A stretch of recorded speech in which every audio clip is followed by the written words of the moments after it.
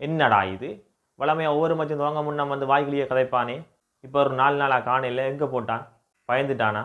ஒளிஞ்சிட்டானா? அப்படின்னு தான் நினைக்கிறீங்க. இதோ வந்துட்டல்ல. ஏன் 4 நாளாக வரையிலேண்டா? எனக்கு கொஞ்சம் காய்ச்சல். என் குரல்லையே உங்களுக்கு இப்போ கொஞ்சம் விளங்கி இருக்கும். எனக்கு கொஞ்சம் காய்ச்சல். அதனால தான் நான் வரையில. எப்படி இந்த இங்கிலாந்து டீம் போன மச்சை 4 நாள்லேயே முடித்தாங்களோ அதே மாதிரி இந்த மச்சை நாங்கள் 4 நாளில் முடிக்க போகிறோம். ஸ்ரீலங்காண்டா சும்மாவா?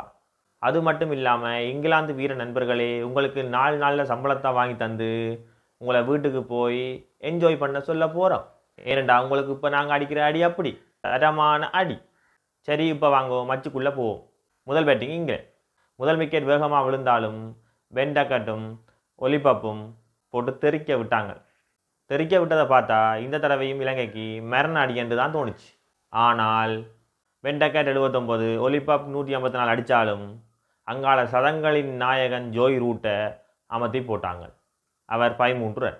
அங்கால ஆஸ்திரேலியாவுக்கும் இந்தியாவுக்கும் அடிக்கிற ஹரி புரூக் 19, புதுசாக வந்த ஸ்மித் 16, அங்கால கிறிஸ் வோக்ஸ் 2, வளமையாக எங்களுக்கு போட்டு அதிரடி காட்டுற அட்கிசன் 5, அதுக்கு அங்கால எல்லாரும் போலர்ஸ் 15, 2, 1 என்று அடிக்க இங்கிலாந்து 320 ரன்னுக்கு தங்களோட இன்னிங்ஸை முடிக்க 10 நிமிஷங்க பேட்டிங்குக்கு போய் பேட்டை கட்ட கருணாரட்னவும் அவனோட ஓப்பனிங்காக சேர்ந்து இந்த மச்சை எப்படியாவது சமாளிப்பாங்கன்னு நாங்கள் நினைக்க மச்சை அப்படி அமையலை.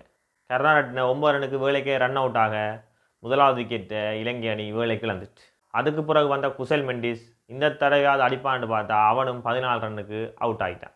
சரி, 2 விக்கெட் தானே போடுது, அங்கால 10 நிமிஷங்க அடித்து தானே விளையாடி கொண்டிருக்கிறான்னு பார்த்தா இங்கால அனுபவ வீரர் மத்தியூஸ் அவுட் ஆகிட்டார்.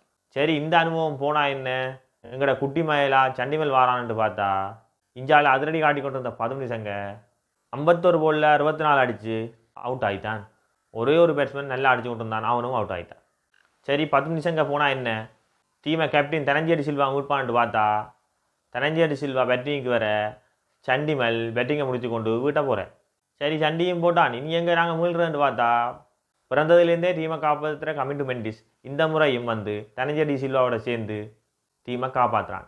2 பேருமே 60க்கு மேலே அடித்து போட்டு அவுட் ஆன பிறகு ஸ்ரீலங்கா டீம் அங்கால 263க்கு ஓல் அவுட் ஆயிடுச்சு. சரி, இனி என்ன இலங்கையை 4 நாளுக்கு முடிப்போம் கொண்டு போட்டு இங்கிலாந்து வேகமாக வந்து அடிப்போம்ட்டு பார்த்தா வந்த வேகத்திலேயே முழு பேரும் வீட்டை போக வலிக்கிட்டான். இதில் சோகம் என்னென்றா எல்லாட்ட போலருக்கும் அடிக்கலாம்னு நினச்சேன் இங்கிலாந்து அணி எவன் போட்டாலும் நல்லா போடுறானே என்று யோசிக்கிற அளவுக்கு இலங்கை அணி நல்லா போட்டிருக்கு. அதுலேயும் லகிரு குமாரண்ட பந்தை என்னென்று சமாளிக்கிறேன்னு தெரியாமல் திணற வலிக்கிட்டாங்க. அதுதான் இங்கிலாந்துன்ற மிகப்பெரிய சோகக்கதை.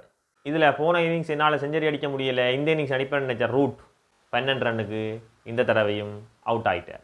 அதுக்கு அங்கால ஸ்மித் மட்டும் சும்மா போராடி ஒரு 60 ரன்னாக அடித்தான், இங்கிலாந்து இன்னிங்ஸை முடித்தான்.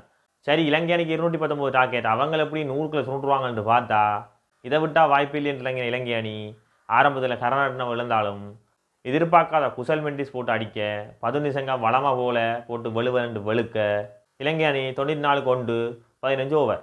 அதோட இந்த நாளும் ஓவர். அதனால் இந்த வீடியோவும் ஓவர். நாளைக்கு வந்து இலங்கை வெண்டிச்சா இல்லையான்னு பார்ப்போம். நன்றி, வணக்கம்.